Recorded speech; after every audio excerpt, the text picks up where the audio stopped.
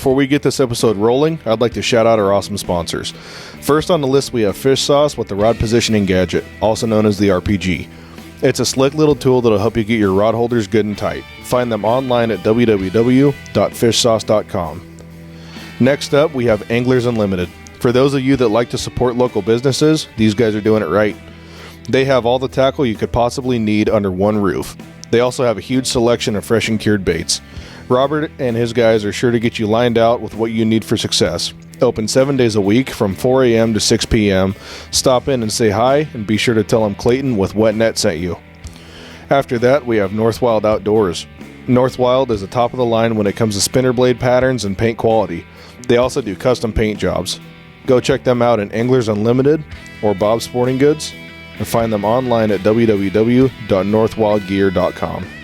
And last but not least, we have Coldwater Strong. Coldwater Strong makes the highest quality salmon and steelhead gear for boat and bank anglers alike. Find their gear online at www.coldwaterstrong.com.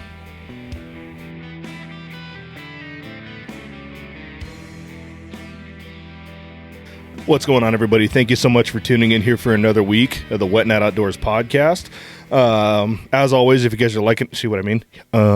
If you guys are liking what you're hearing and seeing so far, please be sure to leave a thumbs up on this video, share it out there with your friends, leave a comment, telling me, what I'm doing right, what I'm doing wrong, so on and so forth. This evening, I'm sitting down with Bob Rees and Seth Kolshinski, and they are with the Guides Forecast. We are going to dive into what the Guides Forecast is later on here in the episode, get a good background on what it is, kind of where it came from, and all that good stuff. Before we get diving into that, I have a sponsorship announcement I want to make.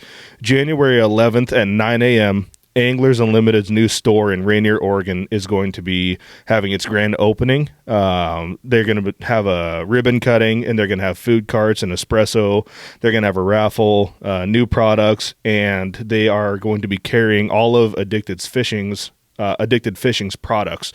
So that's really exciting. I know it's been a work in progress for them. Really exciting for them to have that new location. I think it's going to be cool for everybody. It's a really convenient location right there across the Longview Bridge. Guys doing a lot of plunking and stuff on the lower river section of the Columbia, so on and so forth. It's going to be really convenient for a lot of people. So congratulations to these guys, and thank you again for letting us record here at this at the store again. It's a nice, quiet place for us to sit down and do this. I think that's all I got for sponsorship stuff right now. I think we will go ahead and introduce Bob Rees. Bob Rees with the Guides Forecast, and you're also a fishing guide. What is your guide service? It's just Bob Rees' fishing guide service. So okay, pretty simple. Copy.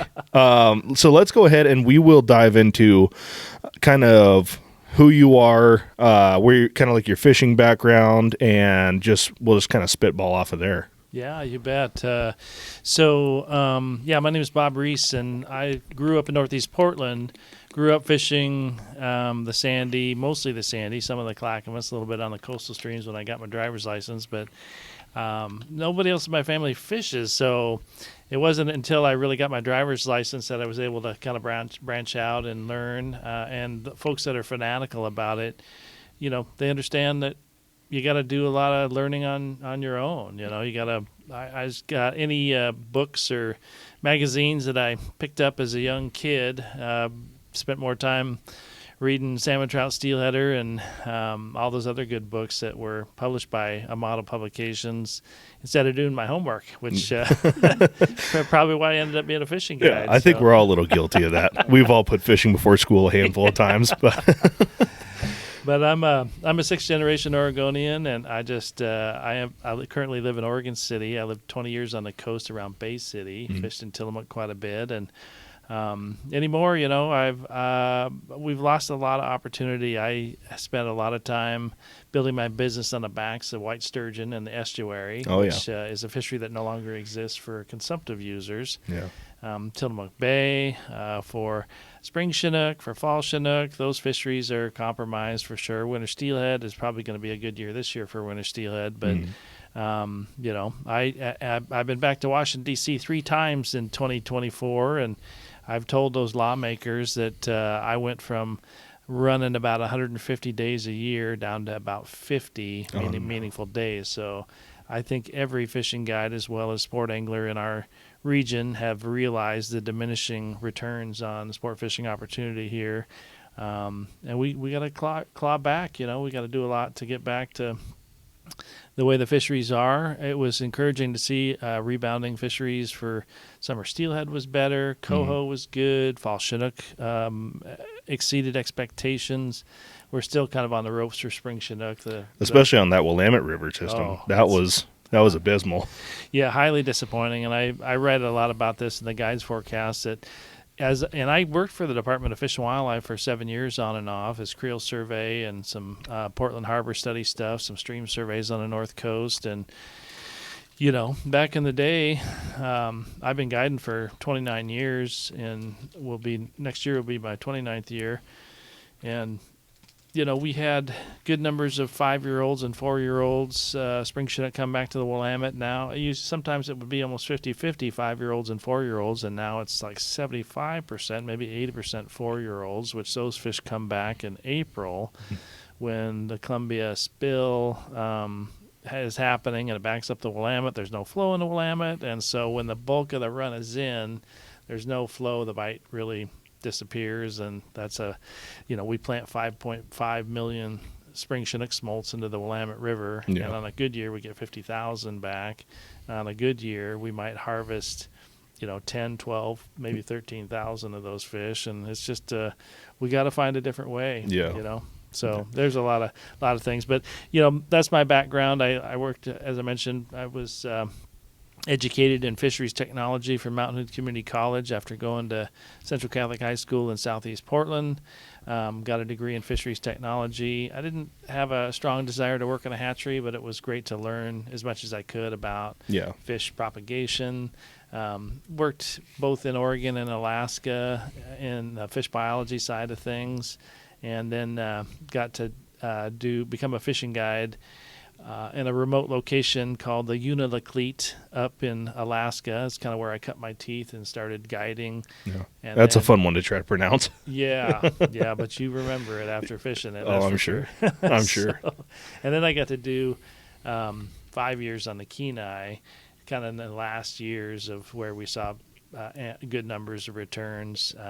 There was one particular year where we caught 7 fish over 60 pounds on that river, and the 60-pounder now is next to non-existent. So seen a lot of changes just in my time, and I haven't really been here, relatively speaking, for all that long. So it's pretty disappointing. We were hearing the stories as youngsters about how it was when Grandpa was fishing, and now we're seeing a degradation from when it was pretty good back in the 80s and 90s to, and we'll always have those fluctuations, but in the most part, we're seeing in our very short lifetimes how these fisheries are transforming and opportunity is slowly eroding away. It's pretty disappointing. So. Yeah, absolutely. And we'll touch on some more of that here a little bit later in the episode, because there's some things that I'm really curious about. This is something I'm not very informed on personally at all. So like that estuary white sturgeon fishery, that's something we could touch on just because I don't really know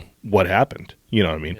Yeah. But before we dive into that stuff too much, I want to talk about the guides forecast and kind of what the guides forecast is, how it came to be, kind of where you guys are at now. Yeah, you bet. And I know Seth needs to introduce himself too here. Yeah, we'll sure. We won't forget about him. I promise. But I started the guides forecast I had just a lot of time on my hands sitting at those boat ramps waiting for boats to come in to do creel census on them. So a lot of crazy things go through a fisherman's mind. And here, prior to the internet, that's how old I am, I had access to all this data that talked about catch rates and what people were catching fish on, and so the idea was brewing in my mind to start a newsletter, and I actually did start a newsletter, hard copy.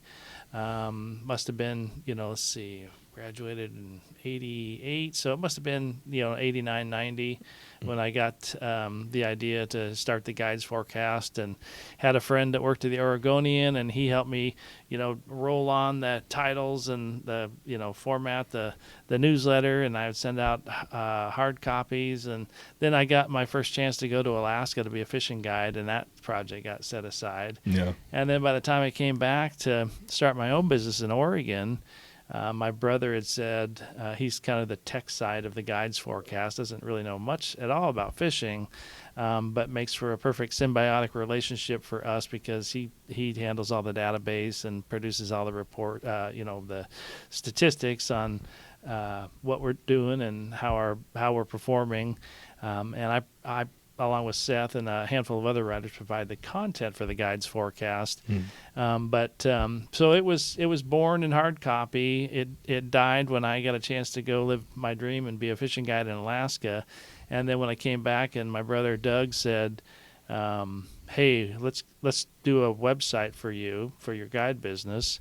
And you should really think about doing fishing reports for your website to keep the content fresh. And I was like, well, I did that. I liked doing it. What do you say, besides my guide business, we start this newsletter? And the Guides Forecast was born about 25 years ago. Oh, really? That's awesome. Yeah, we've been around a while, and, growing our readership steadily, and, adding quality writers like Seth and folks down in Oregon as well. So, that was 25 years ago. And I really started the Guides Forecast because I had gotten involved in advocacy pretty early in my career. I was actually a chief petitioner for Measure 34, which was to set aside about 50% of the state forests in Oregon for the production of fish, wildlife, and clean water, half of it for timber harvest. Because, my first 10 years of guiding, this is how old I am. When I first started guiding in 96, we had what I call consumptive access, catch and keep access to all runs of wild fish in Oregon. We could keep wild chum salmon, we could keep wild steelhead, wild cutthroat trout, wild spring chinook, Really? Wild coho, the whole gamut. There were 6 runs of wild fish on the North Coast. We had consumptive access to all of them. And then in a period of 10 years, we lost that consumptive access to 5 of the 6 runs of wild fish on the North Coast. So Yeah. I was like, how does that happen? And then I started learning about water quality and how compromised our rivers are on the North Coast, and that kind of launched my advocacy into fighting for wild fish and hatchery fish too. And the Guides Forecast was really a tool for me to provide outreach to anglers to join in the fight, help us, testify in front of the Board of Forestry, go to the Capitol, testify on bad bills. And it was my hope that was going to be a tool to activate other anglers into fighting for fish, which we will need for the rest of our lives and beyond. That's really interesting because I know myself personally, I want to try to help and do my part. And it's one of those things, I don't know the next steps. You know what I mean? I don't know how to move forward. So having that, what's the word I'm thinking of here? That tool is really awesome, and I'm excited to look into it. Yeah, and we still use it to activate folks. Just a couple of weeks ago, we had an issue for, I think it was on hatchery. We were asking the readers to provide input on a process in Oregon that was tagged under hatchery resiliency. And what it comes down to is, which hatcheries are we going to close down in Oregon to maintain? We're still maintaining the same level of production, but we're just going to do it in a consolidated manner in certain hatcheries. And so we have to make that decision. The legislature ultimately in the next session will make that decision based on how much funding they're going to give Oregon Department of Fish and Wildlife. So hatchery closures are coming. It should not mean a reduction in overall production, but it's the pathway that's being laid before us. We're not going to all of a sudden, with shrinking numbers of anglers, going down, buying license and tag dollar revenues are going down. And the costs of producing fish is going up. Energy, food, water tables in a lot of these different hatchery systems are being degraded because of the development happening. For example, in the Sandy River in the upper Sandy Basin around Sandy, Oregon. So the hatchery workers are having to apply more fungicides, pesticides to treat the fish because there's lower, warmer water.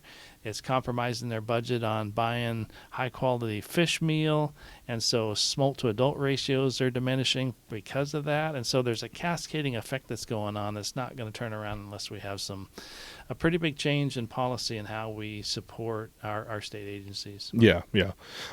So aside from articles on kind of fishing advocacy, what are some more things that people can find on the Guides Forecast? Yeah, and during COVID we expanded to webinars, and really? We've got probably 30 webinars in our library that anglers have access to. And one of the fun things we've done is we've got different levels of membership at the Guides Forecast. You can be a trout member. There's no cost for that. You get what we call the Fisheries update on a weekly basis. It's 800 to 1,200 words on just how generalization for how the fishing is, which is adequate for beginning fishermen. The fishermen that want more information, you've got the steelhead level membership, which is $32.95 a year, and they get both a report of how the fishing was on their waterway and a forecast of how the fishing is going to be based on water conditions and run timing and weather conditions. And then we have a Chinook level membership, which gives anglers access to the musings of Buzz Ramsey and Bill Monroe in Oregon on a weekly basis, whether Buzz is producing a video or Bill Monroe's writing about something spectacular. It gives them greater access, and most of our subscribers are Chinook level. Yeah. And of course, here in Southwest Washington, Seth heads up the Southwest Washington subscription, which is just $15.95 a year. They also get not just the Southwest Washington streams, but they get access to the Columbia River information that both of us produce to give those anglers an advantage. Cool. And that is really the biggest thing. We have reports on how the fishing was, what are we catching these fish on, but the real benefit that the paid level subscribers get is how is the fishing going to be this weekend and beyond, based on our experiential knowledge for these fisheries and coupled in with the weather and the river forecast and that sort of stuff. So. Yeah, I got to tell you, it's really cool that you guys do kind of the reports side of things. Because I don't know how many of the listeners remember when we started this podcast almost a year ago, it was the Wet Net Weekend Report podcast. And that was kind of my goal, was to try to be doing weekly fishery updates and just kind of what's going on. What are we seeing? Where's the fishing good? Where's the fishing bad? It's a lot of work. Yeah. You guys put in a lot of work to try to stay on top of these things. So hats off to you guys, because I couldn't do it. I figured doing something like this is a little bit easier, just being able to hang out and talk about whatever we want to. Well, that's fun too, and we don't do that part so much of the Guides Forecast, but we also have a great team of people. Seth has a ton of people he contacts. We do in the Guides Forecast. I've got a lot of guide friends doing this for, almost 30 years, and so we rely on them to give us information too. And thankfully, it's a community. That's what we're seeing for our anglers. And I think podcasts such as yours and websites such as ours and iFish, and it's addicted. We've built communities of anglers. We need to just exercise them in whatever capacity we need to make sure that we have a sustainable resource here. Yeah, absolutely. Well, this might be a perfect opportunity to kind of introduce Seth. If you want to hand him the microphone. Little backstory here. We had some technical difficulties. I actually have 3 microphones, and unfortunately, the third one isn't working. So we're trying to make do with what we got here. And I apologize to you guys because you're taking time out of your day to be here with me. So, but we're gonna make it work, and we're having a good time. So Seth Kolshinski, that's a fun one to say. Yeah, it's very Polish for sure. Yeah. So let's get a little bit of a background on you, kind of where fishing started for you, how you got affiliated with the Guides Forecast, became a writer for them, and let's kind of go into that. Well, awesome. Yeah, I guess I'll go into how I got started with fishing and such. I grew up on the tributaries fishing with my father, and I just developed a love for it from right the get-go, you know? I mean, we started trout fishing originally over there in, like, Sandy area. There's a lake over there. Now, I can't remember what that name is. No, Canby Lake. Oh. It was Canby Lake that I really were casting, catching 30 trout, right? Yeah. And that really made me fall in love with it. And then my dad bought a drift boat from a really young age, and I mean, I was drifting the Sandy, the Clackamas with him. And then, I don't know, 7 or 8, we moved over here to Southwest Washington. And so for the last, close to 20 years, I've been fishing these Southwest Washington tributaries. And I'm fairly new to the Columbia side of things, as I just got my sled, 2 years ago or so. I think this is coming up on the second year I've owned my North River. And so while, I'm not super versed on the Columbia side of things, obviously we did it growing up, but we were more 8 horsepower kicker on the drift boat fishing Drano type of thing. Oh yeah. And drifting, the Kalama, the Washougal, especially the Washougal. That's, I grew up right on the Washougal. So, I just, every weekend it seemed like in the winter, my dad was a big winter steelhead fisherman, and when you talk to him about it now, he loves to say that, like, my grandfather he liked to fish, and my dad loved to fish, and then he says I'm obsessed, right? So he that's a good explanation for it. And yeah, like I said, going into the guides forecast thing, how I got involved with that was kind of a little interesting. I was moved back from college at the time. I went to school to fly airplanes, but it just didn't work out. I ended up, I got close to my commercial pilot's license and 250 hours in the air, and I just, had to call it quits. It just wasn't for me, and moved back and, tried to figure out what was next. And my mom still lived fairly close to Washougal, and so I was fishing the winter steelhead quite a bit from the bank, and I had a drift boat at the time, so I was drifting the Washougal a bunch. And I found the guide's forecast just online. I was looking for reports on, the Kalama and stuff like that just to see how it was fishing. And obviously, I knew it for the time of year. There was fish in there. It was January or something like that. And I made a comment on it because the writer before me was looking for reports for the Washougal because he couldn't find any.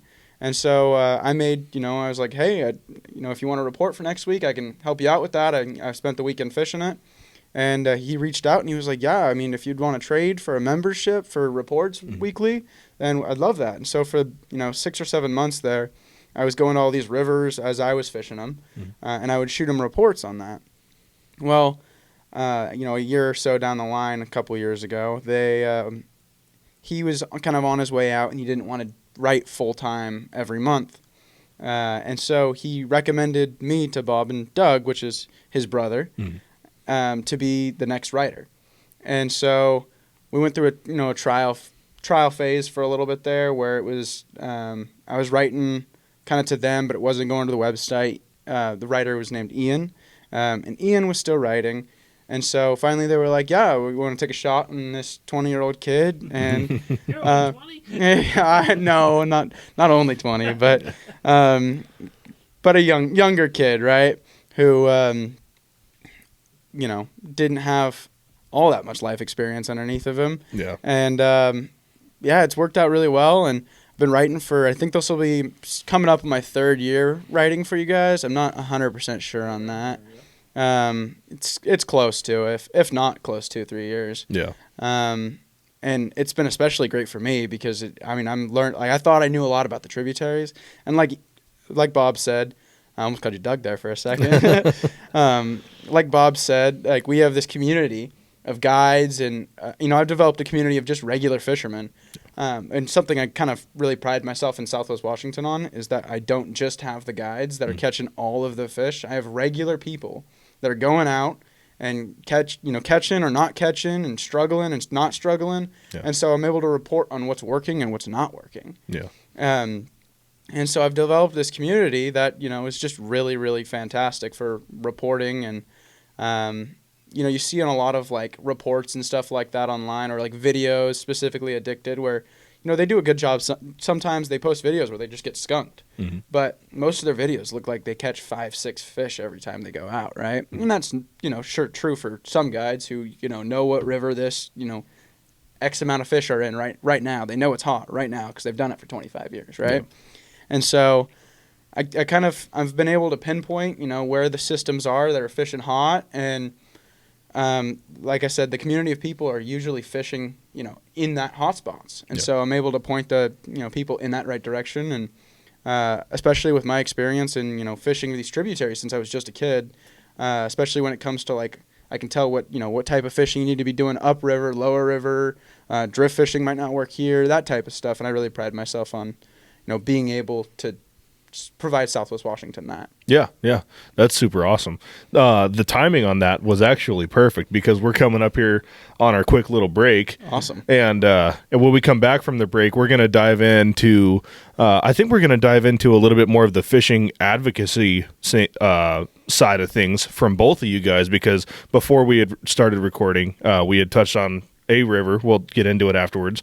We touched on a river that might be losing its hatchery. Is that what you had said? Yeah, it is losing its hatchery program. Yeah, so we're going to dive into that, and then we can touch on some white sturgeon estuary stuff and anything else that piques conversation. So, we will be right back after the short little break. Are you a fisherman looking for a rod that can handle the diverse fisheries of the Pacific Northwest? Look no further than Talon Rods. Whether you're trolling the Columbia River for salmon, chasing massive oversized sturgeon, or targeting kokanee on our high mountain lakes, Talon Rods has you covered with high-performance rods built for every type of fishery in the region. The best part is every rod is 100% made in the USA, crafted with pride right here in the Pacific Northwest. Talon Rods doesn't just stop at quality, they're also direct to consumer, meaning you get a premium hand-built rod at a price that won't break the bank. Why settle for less when you can experience the best? Talon Rods, built by anglers for anglers. Visit talonrods.com and get yours today. That's talonrods.com.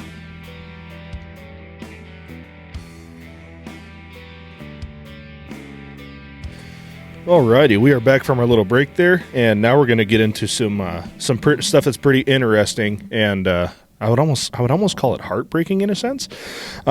Fishing advocacy for our fisheries.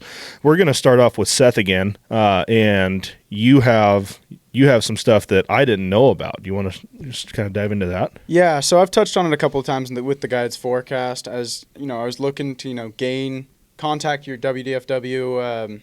I can't think of the name of it. Center, I guess. Mm-hmm. I can't think of the name of it. But I've posted phone numbers and such for it. But it's the Washougal River is abolishing its hatchery program for the next 5 years at least, due to native fish conservation groups suing WDFW for we're using the wrong stock, or they just don't like that. Realistically, it's the fact that they don't like hatcheries and wilds being able to coexist. Right. There's a great foundation out there. It's Hatchery and Wilds Coexist. Highly recommend any listeners go check that one out. Mm-hmm. But they're ending it for 5 years, where they can develop a broodstock program eventually. That's the idea. So the hatchery isn't technically being completely abolished. Eventually, it will come back. Hopefully, fingers crossed. Yeah. But it's going to take the WDFW figuring out a broodstock program, which they have honestly no idea how to do on the Washougal. You can't put a weir into the river in the middle of the winter. Mm-hmm. I mean, it takes 4 inches of rain. That weir is going to be in the ocean, right? Right. Yeah. So they have no idea how they're going to do it. And they also haven't been approved federally to be able to do it. Yeah. So at least for the next 5 years, we're going to see diminishing returns for sure. Luckily, we got a plant in 2024 in the spring for next year's fish, but it's actually a really big shame, too, because I think it was about 10 years ago, I think it was 9 years ago, they got sued by the same environmentalist group that they were upset that they were using the Chambers Creek stock of steelhead. Mm-hmm. So they messed with the stock so much, and they weren't working. So last year was actually the first year in 8 years that we've had any sort of decent return on the Washougal. I mean, last year, I don't remember the number off the top of my head. We'll just say 1,500 just for craps and giggles. Mm-hmm. But you can say shits. Okay. I wasn't sure. You're good. Well, for shits and giggles, we'll say that number. But if you took the previous 8 years totals, of what they got at the end of the year, it didn't even equal what they got just last year. Okay, so when you're saying 1,500, are you talking Chinook or are you talking steelhead? Steelhead. Okay. This program's just for steelhead. Okay. So there's actually 2 hatcheries on the Washougal. Okay. There's a steelhead hatchery and there's a Chinook and coho hatchery. Okay, so the Chinook and coho hatchery is just fine. Okay. And that's not going anywhere anytime soon.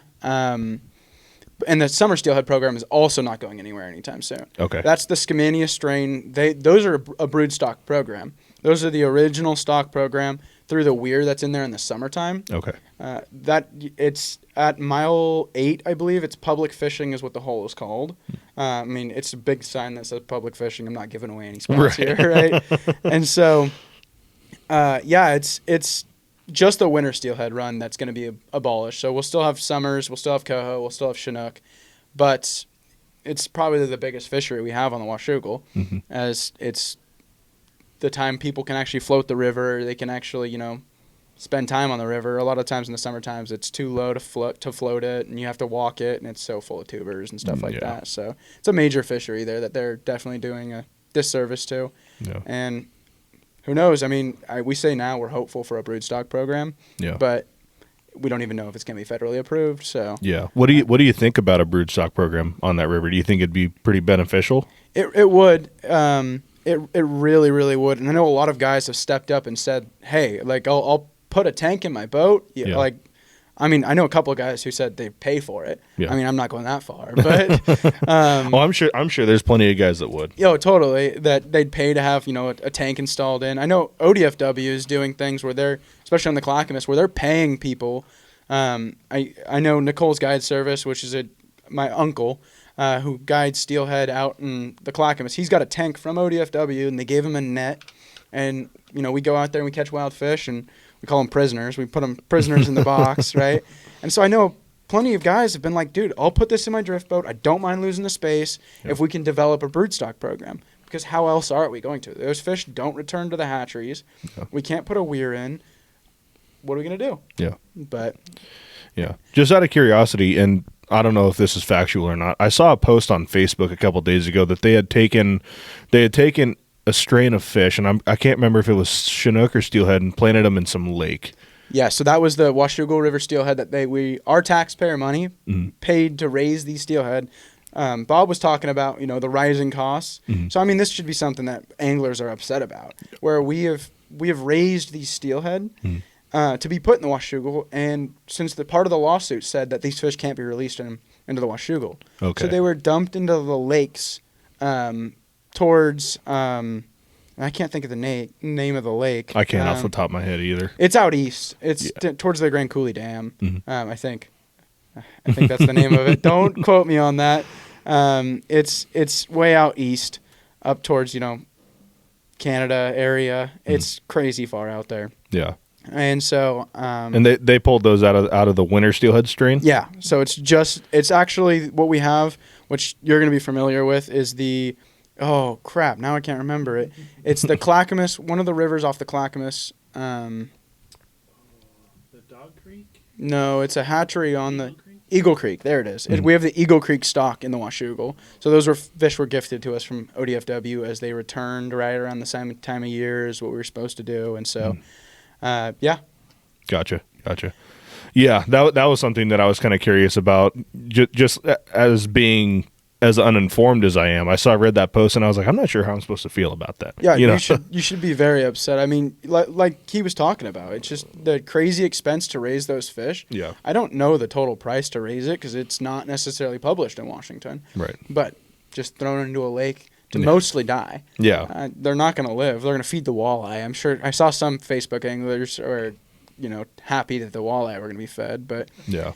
It goes just on top of that, too. I mean, part of this same lawsuit is they eliminated the net pens in Deep River for the coho out there, which, provided, access to buoy 10 fisheries for coho, and it provided more access for, as me and Bob were talking about before the podcast, the commercial fleet of gill netters for, for people to eat in Portland and stuff that don't necessarily fish. Yeah. And so, or know people that fish. So that's pretty upsetting, too. And a part of it as well was the Kalama they're being forced to reduce stock of the Thule strain, which is also a commercial fishery for Canada, though. Yeah. Those Thule stocks go up to Canada. They're caught off, the Canadian coast or whatever, which we don't even know how Canada is going to react to when they start limiting these Thules. I mean, we have a treaty with them for our spring Chinook. Yeah. So it's not just affecting these one little move here. Could affect all the way into spring. Yeah, well, isn't that why the Thule is such a restraining stock on our fall fisheries, is because they're supposed to be somewhat protected for Canada? Yeah, that way they don't go and blow out our spring Chinook fisheries. Yep. Yeah, and so it's that way. Well, not necessarily they just don't blow out our spring Chinook fisheries. It's they allow us to fish for them. As far as I've understood, because a lot of those fish are going all the way up to Canada practically, and now. Take my word with a grain of salt here. I've tried to do a bunch of research into it, but it's not necessarily readily published for us. Well, I'm sure. They don't want you. It feels like they don't want you to know this information, and so I'm sure. I'm sure Bob might know a little bit more about that, but I'm not fully knowledgeable on what the Canada Treaty is. Yeah. I'm going to put you on the spot here a little bit. So before we go ahead and give the microphone back over to Bob. If we had somebody from WDFW sitting here right now, what are some good argument points that you would bring up to try to fight what we have going on the Washougal?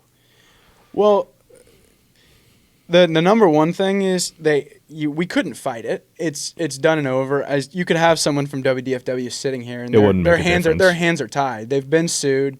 They've they settled already. Right. Like there's no arguing it. It's not necessarily WDFW's fault. Right. This is actually the one time I'm gonna say this is not WDFW's fault. Okay. They were sued. They didn't choose to eliminate the hatchery. Mm-hmm. But the one thing we should have found a way to eventually get to broodstock. Not you're done. Yeah. It should be. Let's produce this hatchery run that's been working really well for anglers to catch and slowly, gradually get towards that broodstock program. And then 5 years down the line, when you've still had this hatchery program, you could switch over to that broodstock program and stop all the other hatchery fish from coming in. That's what we want. We tag these as wild fish, but since we raised them in the hatchery, they'd still come back to the hatchery. Gotcha. And, people are releasing them, whatever. You got to develop something. You can't just slam it down on the table and say no. Yeah. It's just, it doesn't work like that. But that's my 2 cents. And, I don't hold it against WDFW's head because I doubt they just threw up their arms and told this group to, you can have whatever you want. Yeah. I don't know. They could have, but I doubt that's something they would have done. Yeah. Yeah. Gotcha. Well, I think we'll go ahead and give Bob his turn now. Sounds good. To you, Bob. So, Bob, real quick, I want to dive into kind of that white sturgeon fishery on the estuary. As somebody who I've already said is uninformed, that fishery's just gone. Mm-hmm. What happened? Yeah, and it's one of the fisheries that I just flat out built my business on. We have a captivated audience. Back in the day when I started guiding in 96, it wasn't uncommon to have 30, 40. One day we quit counting at 72. Oh, jeez. Just one after the other. What an incredible resource it was. There still are a lot of large fish there. There's not many new juveniles recruiting into the population, and there's different factors at play there. One factor I know is a significant factor, and it really resonates with sport anglers, is that, as the Marine Mammal Protection Act became more effective in saving marine mammals from extinction, when it was implemented in the mid-'70s, we had about 30,000 California sea lions off the Oregon-Washington coast. Now we're up to 300,000, tenfold. Jeez. Stellars, and it was a process with stellar sea lions because up in the Bering Sea they're still on a downward trend, but they segmented out the population. We're called the eastern population of stellar sea lions, which seem to be doing fine here in the Pacific Northwest. And as their populations rebound, their range expands, and their need for a food source also expands. And so we started seeing, 10, 12 years ago, these Steller sea lions coming up to Bonneville Dam and taking down our brood stock, the 7, 8, 9 foot sturgeon that provide the next generation of sturgeon to the population. So what happened, and people that fish in the gorge know this even better than I do, they're on the run. These sturgeon, they're on the run. A bunch of them are in the Willamette. A bunch of them are in the Sandy River. Really? Yeah, a bunch of them are in the Sandy River. Steelheaders are catching them all the time around Oxbow Park. And they're not where they belong in the swift waters of below Bonneville Dam, where they can successfully spawn in the springtime. So they're trying to spawn in the Willamette. I don't think they're necessarily trying to spawn in the Sandy, but they are trying to spawn in the Willamette, where they have a fraction of the flow, a fraction of the water quality, and a fraction of the habitat that we have at the base of Bonneville Dam. These are broadcast spawners, and so, if you don't have flow and you don't have the habitat where the eggs adhere to the logs and the rocks and so forth, your production nosedives, and that's exactly what's happened. So, we used to catch, if we had a 40 fish day in the estuary, and we had plenty of them, probably 80% of them were juveniles that were sub-legal, 36-inch range and lower. Now, if we have a 20 or 30 fish day, 80% of them are the ones that we caught 30 years ago are now 4, 5, and 6 foot long. Right. So it's still a world-class fishery, but because we don't have any new recruits into the population, our consumptive opportunities now off the table. And we are going to have a lot of brood stock in the future, and we are addressing the sea lion issue. I was on the task force that determined how many sea lions we were going to legally allowed to lethally remove in the Willamette and Columbia systems. And I believe by the time those 3 days of meetings were over, we agreed to about 500 California sea lions and a little over 100 stellars could be removed in a 5-year period under the permit we were advocating for. And to date, I have the information somewhere, but I would estimate that collectively between stellars and Californias, the bulk of them, probably 3/4 of them being California sea lions, were probably north of 200 marine mammals removed between the Willamette system and the Columbia system. That's awesome. That's a start. About probably close to 40 on the Willamette system, which really flat out saved wild winter steelhead from going extinct in the upper basin. Yeah. We now have a robust return of winter steelhead to the Willamette. Robust, relatively speaking. It's better than it's been, but far from historical standards. Well, and that summer steelhead return on the Willamette was fantastic this year too. Yeah, exactly. Yeah. Yep. And so, a lot of the most recent take just last week was a couple stellars got lethally removed out of the Bonneville Reach. So it is getting addressed. And there's reasons why we don't have the removal programs down lower in the estuary. They don't feed on the same number of salmon and steelhead and sturgeon as they do at those pinch points at Bonneville Dam and Willamette Falls. But the sturgeon haven't reacclimated to the fact that, hey, it's a little safer now to spawn back in our historic spawning grounds at the base of Bonneville. So until they kind of reacclimate and understand, we're going to continue to have depressed populations of juveniles recruiting into the population. And I'm pretty convinced in my lifetime, without hatchery supplementation, which I've been exploring for white sturgeon, we are not going to see a catch and keep fishery below Bonneville. Now we have one above Bonneville. I think the quotas are under 200 for the year. We used to, in a good year, back in the heyday, we would harvest north of 40,000 keepers out of the estuary. Oh man, 40,000. Yeah. I want to say those quota numbers are like 675 or something like that. At least for the Bonneville pool. And the Bonneville's the big quota. Yeah, and I think it's still less than that, but I think the John Day pool is like 60 or something like that. So they just don't have near the recruitment up there as we historically had below Bonneville. So. Well, if it's anything like last year too, it'll be like 2 days. Yeah, right. Yep. So that's again, it's still a world-class sturgeon fishery, but I built that business on people being able to take one or two. I mean, that's how long I've been guiding. We had a 2-fish bag limit down there when I first started. Yeah. And now we, to the point where we had some intermittent catch and keep seasons that we had 3,000 fish quotas on. They had to be within a 3-inch or 4, 5, 6-inch range. So that's all gone. I just don't even really see that coming back in my lifetime without hatchery supplementation, which we're talking to the agency about. So. Yeah. That'd be really cool. Yeah. Absolutely. Well, aside from the Washougal River losing its hatchery, which we had just talked about with Seth, kind of on Oregon's side of things, are there any kind of pressing topics like that you want to touch on? Yeah, and those hatcheries are going to come under a lot of scrutiny. Our governor in Oregon has Tina Kotek has been great on Columbia River issues, particularly staying involved in the Snake River recovery lawsuits against the federal government, which is great for the future of Columbia River fisheries. But her mainstay, is more social programs, homelessness, and drug addiction. And so the natural resource component of her portfolio is a bit, pushed back compared to the other social emergencies that we have, which need to be addressed for sure. But for hunters and anglers, we're gonna, and the governor's recommended budget has come out, and it doesn't look like the agency is going to take a huge hit on it.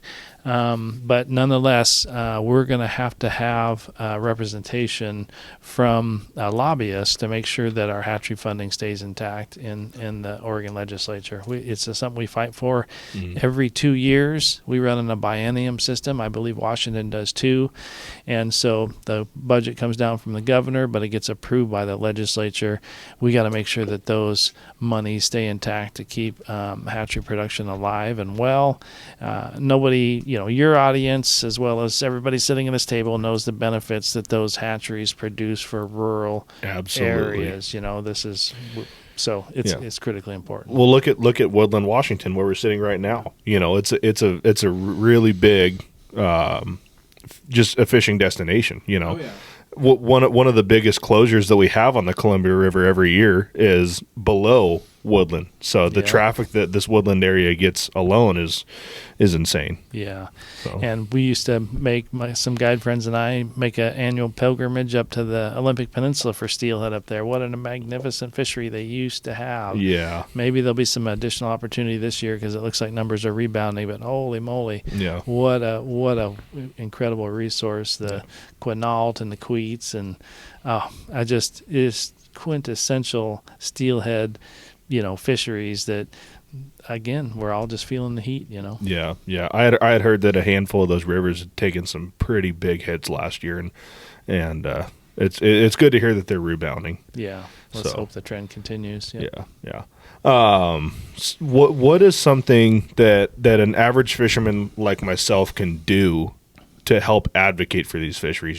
Somebody like myself that has a regular Monday through Friday job. It doesn't make a lot of sense for me to try to make meetings as much as I'd love to. I have to pay bills. What are some things that a guy like myself can do to be a part of the cause? Yeah, and everybody has a different calling. I, for whatever reason, love going into the Capitol, love going back to Washington, D.C. I'm on the board for the National Wildlife Federation. They do wonderful work. And it's really, so there's people that like to do that part, not a whole bunch of people, I'm finding out. But there's other ways to contribute to the recovery, which is to support those organizations that do that work. The Northwest Sport Fishing Industry Association. I run the Northwest Guides and Anglers Association, the Association Northwest Steelheaders, and of course CCA. Those are all groups that work on those issues. They try and keep their membership informed. CCA in Southwest Washington is a great chapter. They do great work here in Washington. And so, at the very least, folks should be involved with those organizations that not only does, I think the dues for some of these organizations are between $25 and $30. Obviously, that's not significant money. It's not game-changing money. Yeah. But adding your voice to, when we're testifying in those subcommittees about a bad bill or a good bill, well, we are representing X number of sport anglers in your districts. Mm. And so we get to say, as you being part of our community, your voice is counted in it. Yeah. And if I can add to that, especially CCA in Southwest Washington they're great and fantastic. I know they're just kind of really starting to get up and going again, but Hatchery and Wilds Coexist is a fantastic option. And if you're wanting to take the next step forward, email your Southwest Washington regional office. I couldn't remember that earlier what the name of it was, but your regional office, and ask what you can do to further, add your name out there, to join these groups. They have more information. They have CCA information, and they're willing to give it to you. Yeah. I'm in fairly close contact with them because when something comes out, that I need for the report, I have to contact them. So because it's not always sent out as an email, but we know it's coming. Mm-hmm. So give them a call. They'll respond to you within an email. Phone call isn't sometimes the best. You might not get somebody. You might get the front office lady type of thing, So email, you'll get the right person. Besides that, CCA is a fantastic organization. Yeah, that's awesome. Well, you guys got anything else you want to touch on before we start wrapping things up here? From an advocacy standpoint, I mean, it really is about paying attention, but we'd be happy to tell you about what's kind of on the horizon for the guides forecast if that's appropriate at this time. Yeah, absolutely. Yeah. And so, our members, my brother brought this to my attention yesterday morning. It is Sunday. Is it Sunday? It is, yeah. Skip a week of church and you pay the price, right? So, he brought it up to my attention that, our people love, as anybody, they love content. And so I work with Seth and a lot of fishing guides. I need to know a little bit more about your uncle because we'd like to produce reports on a more regular basis, provide content. We get this huge data dump. We are busting our butts on Thursday to get everything posted on the website so people can consume the information on a Friday. Mm. But we're going to work to try and get more data, more information to anglers throughout the course of the week. We still obviously know what the bulk of the effort takes place on the weekends, and people appreciate that information. But whether it's conditions are shaping up right on Monday, be ready, call in sick or skip school like we used to do, right? So we're going to work on getting some more content put forward for the fishing community to engage on, and there'll be some advocacy stuff in there too. But we're kind of back after a little bit of a lull on webinars. We're getting back into webinars. We're doing one on January 11th with professional guide Christopher Topoulos, who now lives in Vancouver as well. We're going to be doing a winter steelhead webinar on that. And so, and we've always appreciated and get lots of feedback from our readers about how we can better improve. And so we look forward to continuing to get that kind of information. Yeah. This was a big one for Southwest Washington. When I posted an article a few weeks ago, and a big one was they wanted to know more. They wanted us to interview. They wanted us to, that type of stuff more. And the podcast was a big hit when I mentioned it to them. So, yeah. No, I really appreciate you guys taking the time to come and sit down and talk about some how we can be more involved with our fisheries and some of the current events that we have going on right now, things that I didn't even know about. So it was a pleasure to sit down with you guys. And before we go ahead and wrap this up, Bob, obviously your full-time job is a fishing guide. How can people get a hold of you to run trips with you if they'd like? Or well, there's no such thing as a full-time fishing guide anymore. As identified, but of course through the guides forecast or my phone number 503-812-9036. And I've operated my business successfully for about 30 years, and I just tell people this is how the fishing is. If you whether it's good or bad, I book about a year in advance for the buoy 10 trips because those folks know that's the golden goose. Yeah. But other fisheries, I'm happy to take bookings, and I just give an honest report. This is how it's going to be, and sometimes we cancel, sometimes we progress. So that's kind of how that goes. Yeah, and we can also point people towards the Guides Forecast YouTube channel, because that's actually where I first heard Bob Rees's name was with your buoy 10 updates, and I really appreciate those. I've watched them almost every day during the buoy 10 season. Those are fun. And I almost forgot, we've kind of worked out a little bit of a collaboration where Seth is going to be sending me some reports, and I'm going to be giving those reports on the podcast too. So that's really exciting, something for the listeners to look forward to. He's great. He's a great rider for us. Yeah.